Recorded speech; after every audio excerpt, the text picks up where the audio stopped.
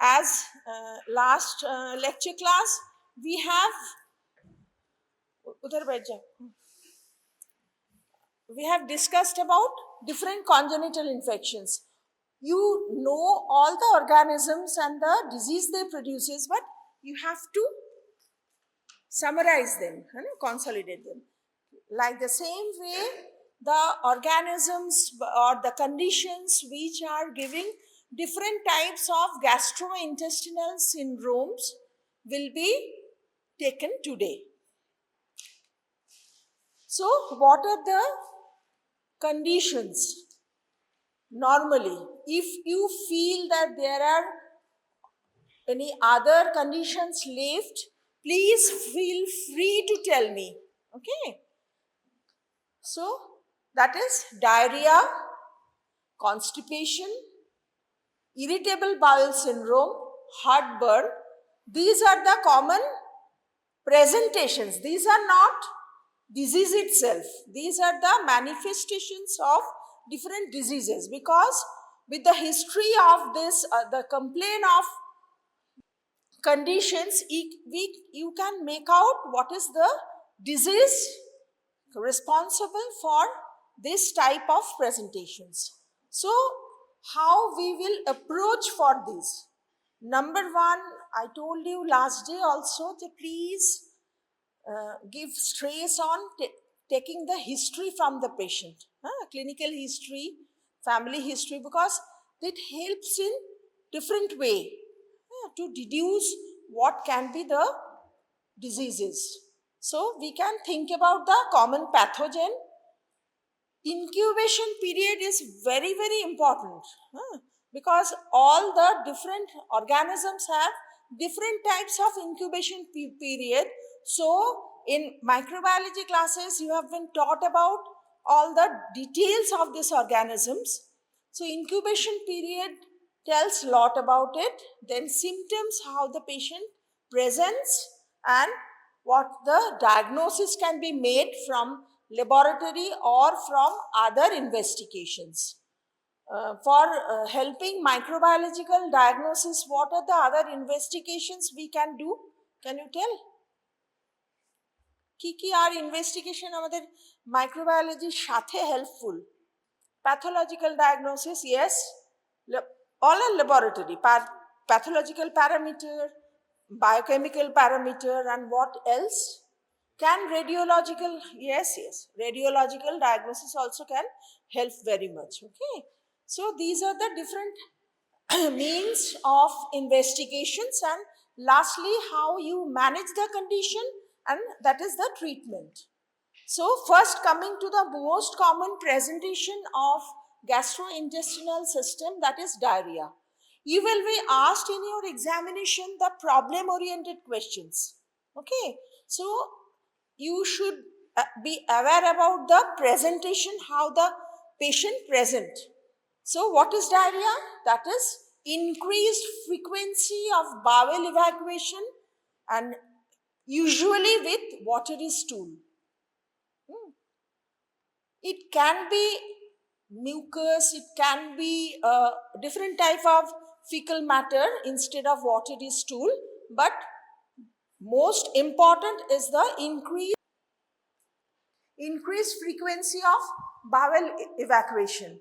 Cause may be bacterial, viral, or immunological, protozoal, and primary mode of treatment is the replacement of water and electrolyte which has been lost from the body, and there will be different manifestations about that, dehydration, electrolyte imbalance, like that. So first, for tackling those, the water and electrolyte replacement is the mainstay of treatment.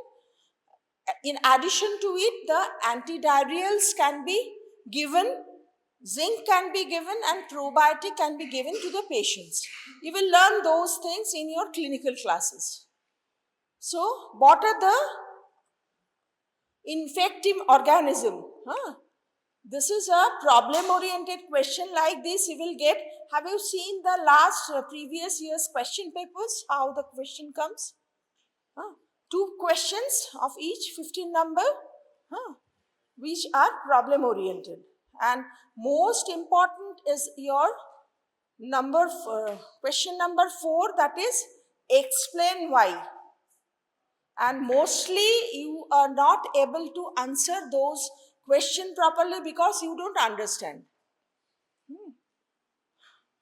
Diarrheogenic E. coli bolte amra konguloke buঝি?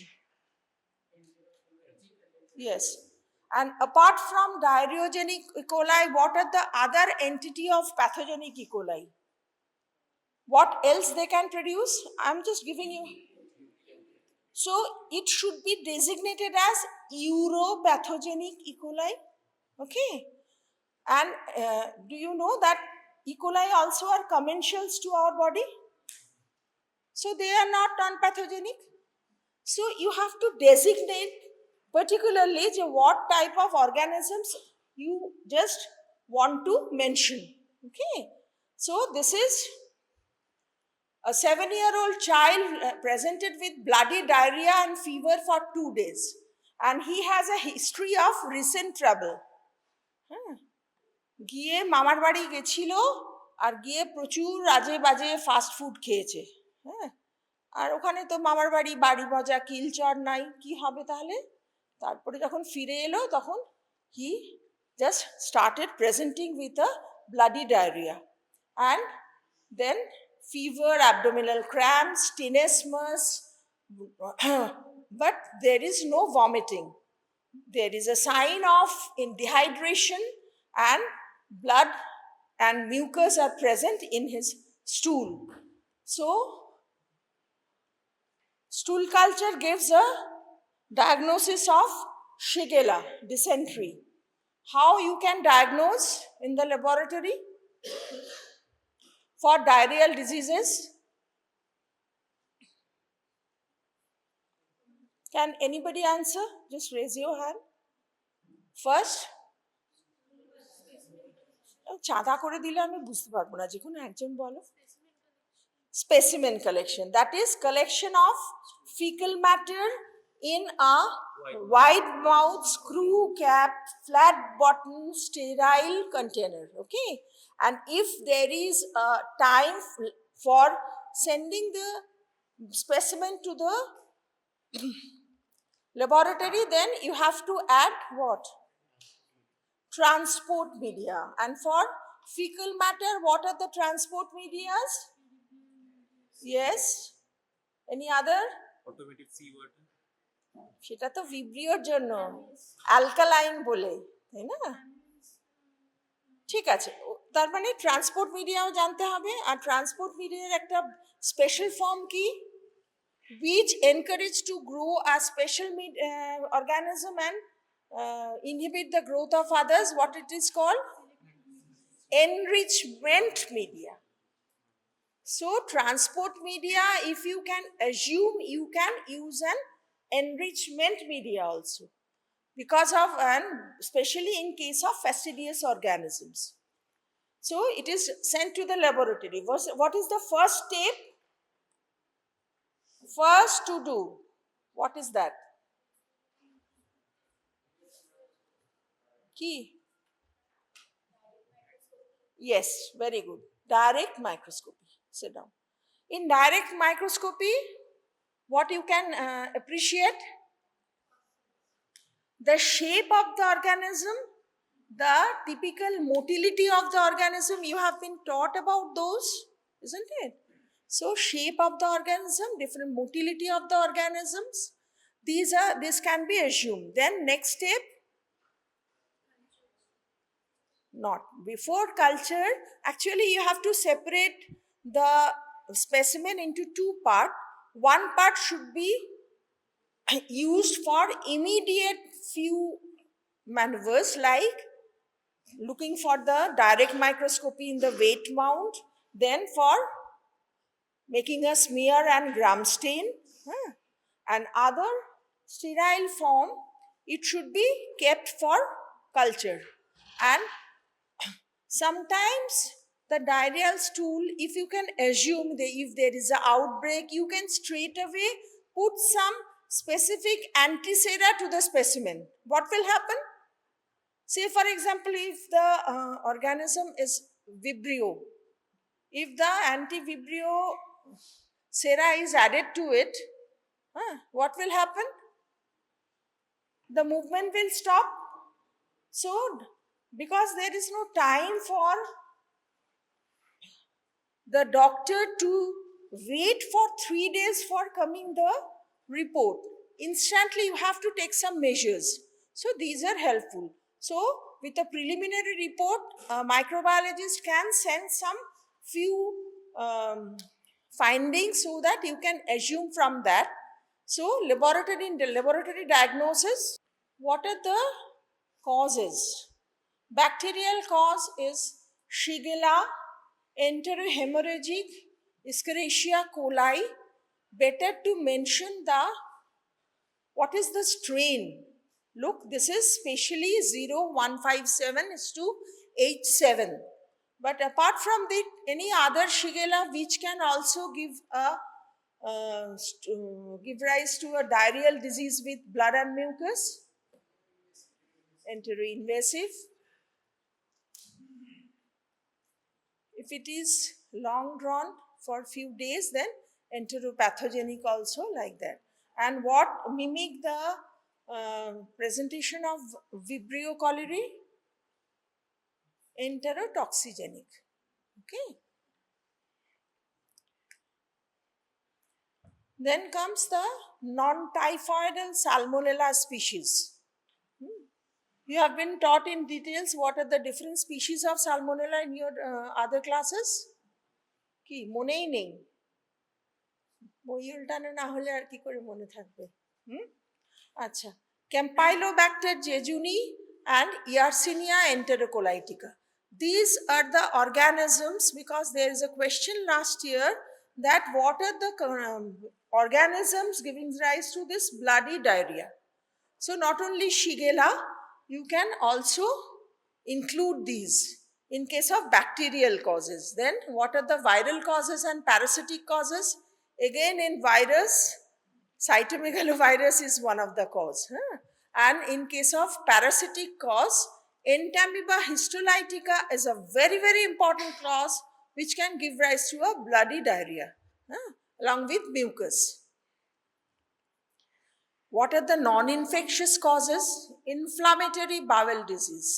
Actually, inflammatory bowel disease are mainly immunological manifestations, but some offending organisms can make the precondition where the immunological reactions can take place. And also there are molecular mimicry. Most popularly, can you give one example of molecular mimicry? Streptococcal infection. What does it manifest? Sore throat. Yes, and in the long run, in the sequelae? Very good. Then rheumatic carditis, then synovitis, like those. So there is any other synonym of molecular mimicry? Which type of antigen they are called? Heterophile antigen. So you should be aware of this. Is a very important thing, important for short notes. So inflammatory bowel disease, then ischemic colitis, colorectal carcinoma or polyp, and radiation colitis. These are the conditions where also we can get bloody diarrhea. So all these including under the umbrella of conditions which can give rise to bloody diarrhea. So what is the mechanism? I'm just going little bit in details with inflammatory bowel disease. Had it been taught in your pathology classes? Okay, so you will be acquainted with this condition, that is there is disruption of gut microbiota. Gut microbiota, what does they do? All the bacteria doesn't harm us.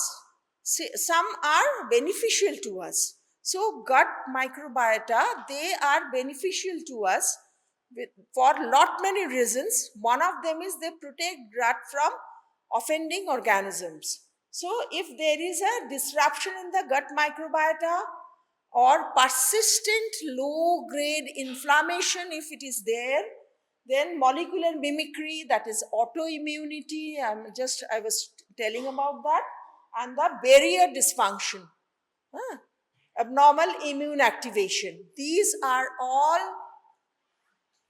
the pathogenesis of inflammatory bowel diseases.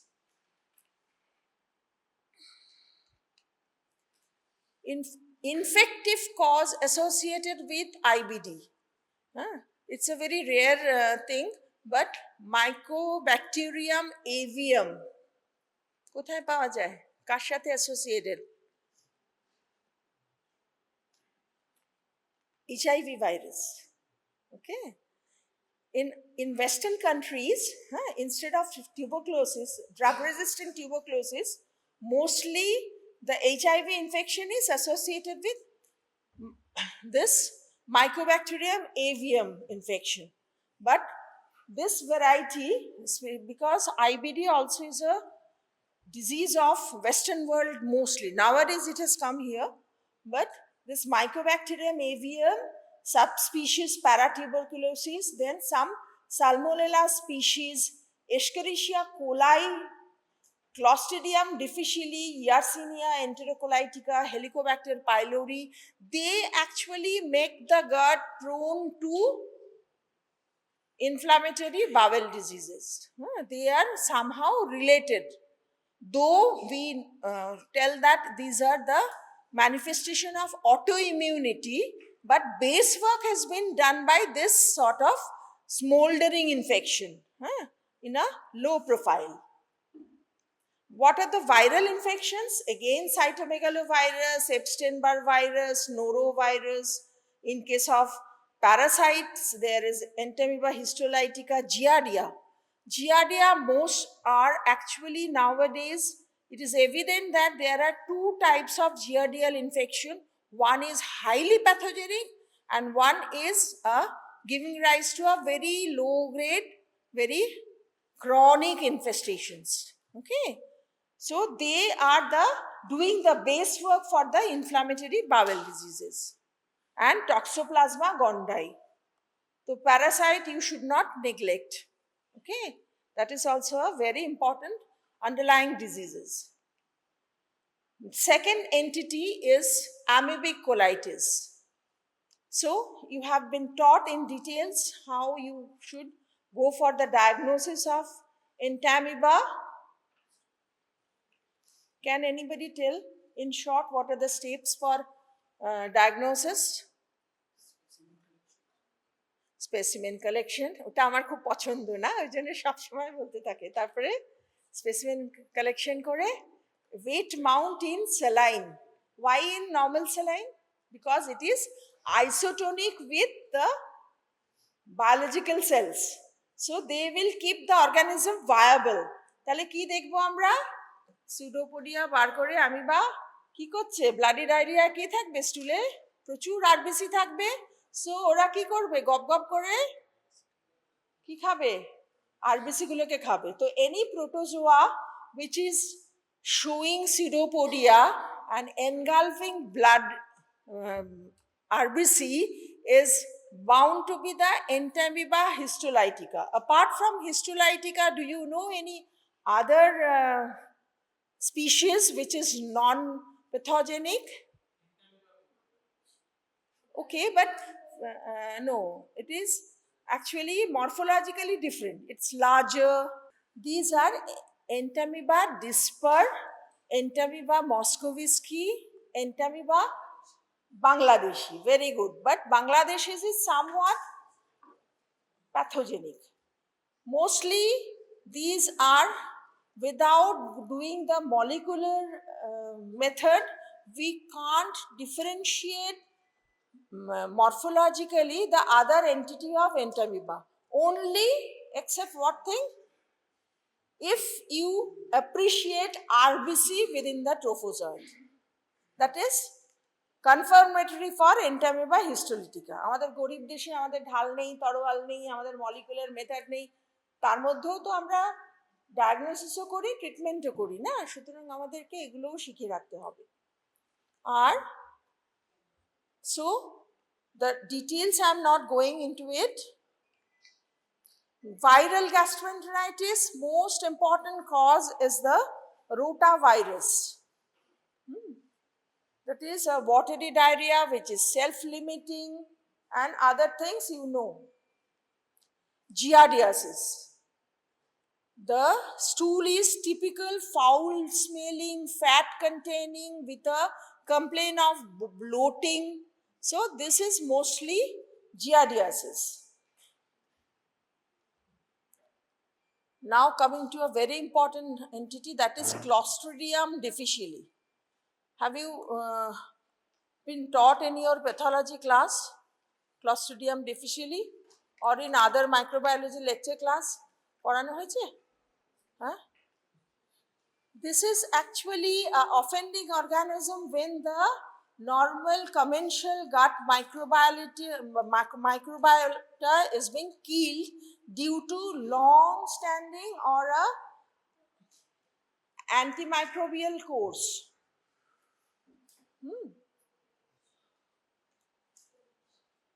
So there is a history of 60-year-old female with a recent hospitalization and there is profuse watery diarrhea, completed 10 days course of clindamycin. This agent is very, very important and very popular for giving rise to this pseudomembranous colitis. Okay, so this is the antibiotic associated diarrheal disease. Treatment is the stop the offending organism, offending antibiotic and start oral vancomycin and consider the fecal microbiota transplant in recurrent cases. Have you heard about it?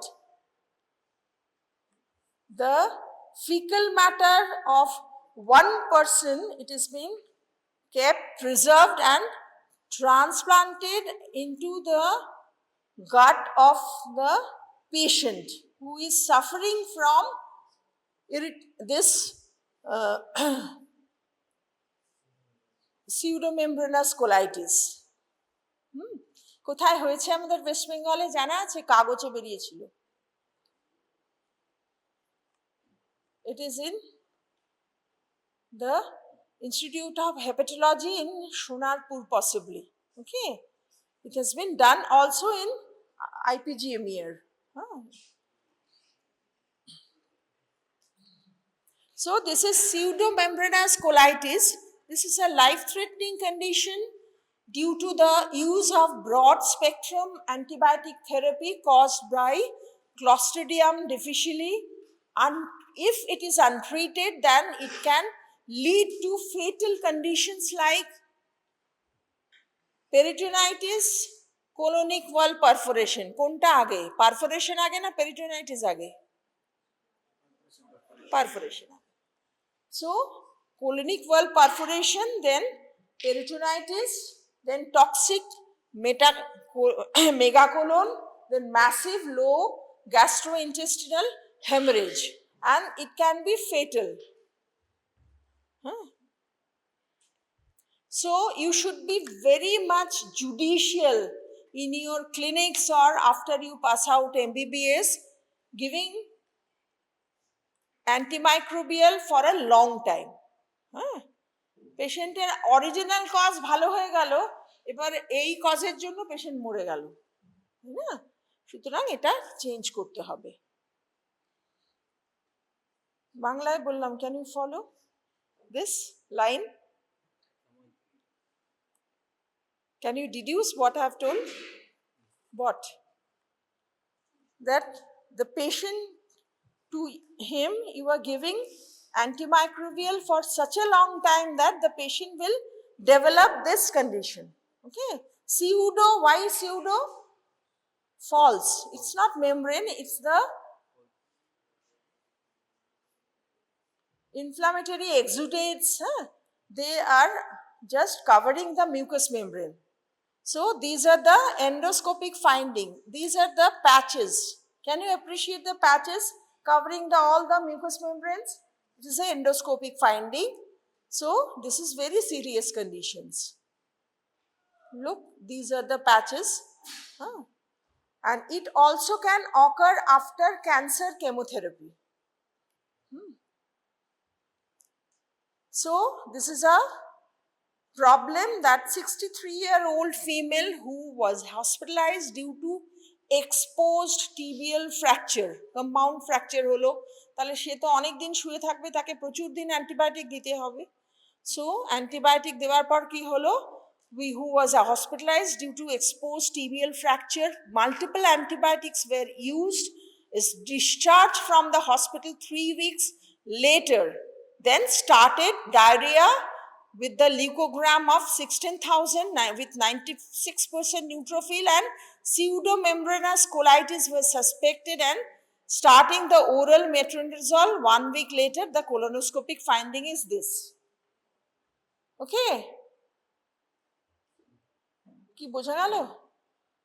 Have you commanded the designation of antimicrobial de-escalation? Have you heard this term? No. শুনেছো কোনোদিন?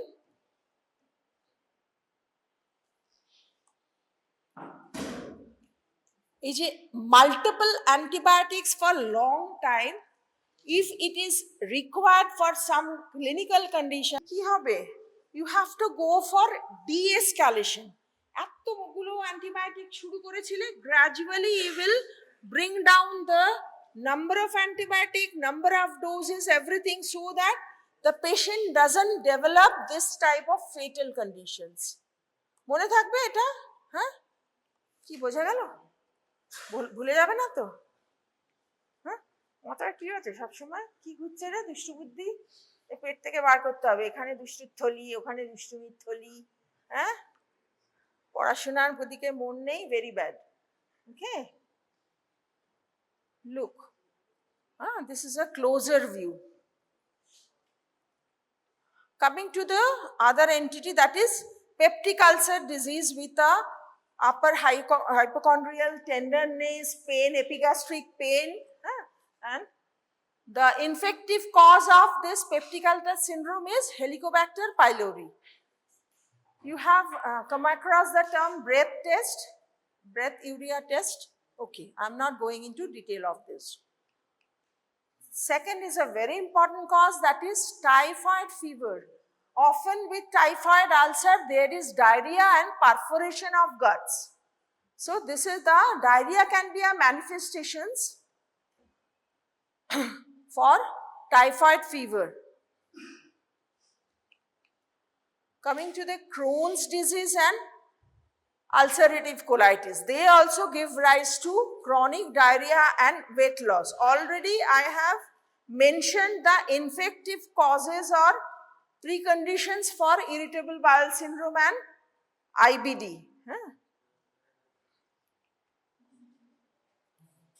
So these are Crohn's disease and ulcerative colitis. I think these two terms you were acquainted with in your pathology classes. But this is also cause of diarrheal diseases sometimes. One gives a total involvement of the large gut, one gives a patchy involvement, okay, including the small intestine also. So specific questions to be asked are pain or defecation, how it is, the presence of blood, how long it is continuing. If it is more than 6 weeks, it should be designated as chronic manifestations. Okay. So medical history is very, very important, deducing a preliminary diagnosis before the report comes from the laboratory. This is irritable bowel syndrome, already have discussed about it. Acute pancreatitis also sometimes present with diarrheal diseases. Celiac disease is another entity. I think you people know a little bit of celiac disease. Pathology class e porano hoyeche ekটু, bas thik ache. Okay. coming to a very important class, that is food poisoning. Often it is come as a long questions. So food poisoning is a gastrointestinal illness where it is caused by ingestion of contaminated food or water. So what are the organisms? It can be bacterial, it can be viral, it can be parasite also.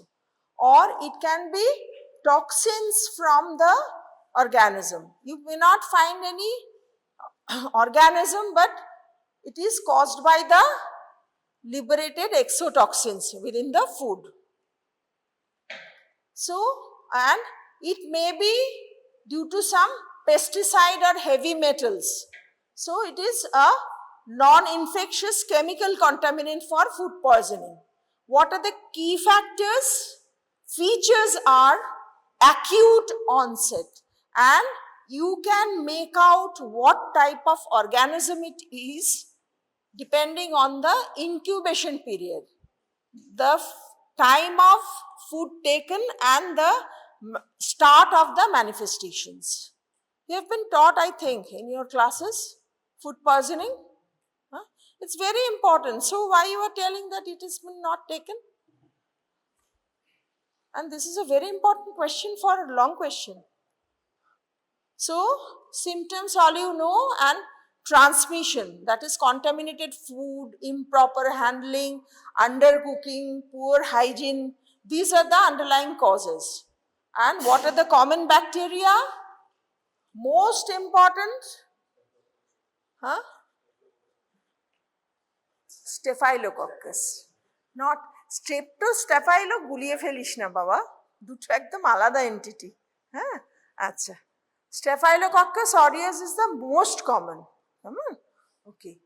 And in the parasites, Giardia is most common in case of food poisoning. And other toxins important are botulinum toxin and Staphylococcus enterotoxin. This is a type of exotoxin. So in the food you may not isolate Staphylococcus, but if you go for detecting the toxins, then you can see that it is the enterotoxin is responsible. So this is in nutshell the total chart, that is pathogens are Staphylococcus aureus, Clostridium perfringens, Salmonella, Bacillus cereus, Campylobacter, Norovirus, Listeria. Then next important organism is the Bacillus cereus. Others are, no discussion please. Others are Campylobacter, Norovirus and Listeria. Listeria is always important for any important cause. Listeria causes what type of disease? Meningitis in extremes of ages or where the immunity is lower. Okay. So these are the offending organisms, and this incubation period is very, very important. If the question actually mentioned that the incubation period is 8 to 16 hours, then you don't think of Staphylococcus, think for Clostridium perfringens. Okay. So this denotes the type of infection in case of food poisoning. And what are the means of diagnosis? Ki tumra clinical material nebe? What are the clinical material for food poisoning, diagnosing of food poisoning? সবাই বলবে stool, remnants of food. Remnants of food, as it is gastroenteritis. So the gastro means from stomach, it starts. So stomach e kichu hole ki hobe manifestation? Vomiting. So vomiters, residual food, vomiters, and then stool. Okay, these are the specimens to be collected and seen directly under the microscope for gram stain, for nature of organism, because it is an outbreak and it is an acute phenomenon. 3 দিন পরে report আসলে আমি গালে হাত দিয়ে বসে রইলাম, একদম করা যাবে না। So direct serological, direct microscopical, these tests are very important. Coming to the manifestation of constipation, কখন বলবো? Passage of hard, dry stool more than the person's normal bowel habit. This is heartburn due to reflux. Okay, this is mostly manifestation for aged patients. Acha. So, study is very important.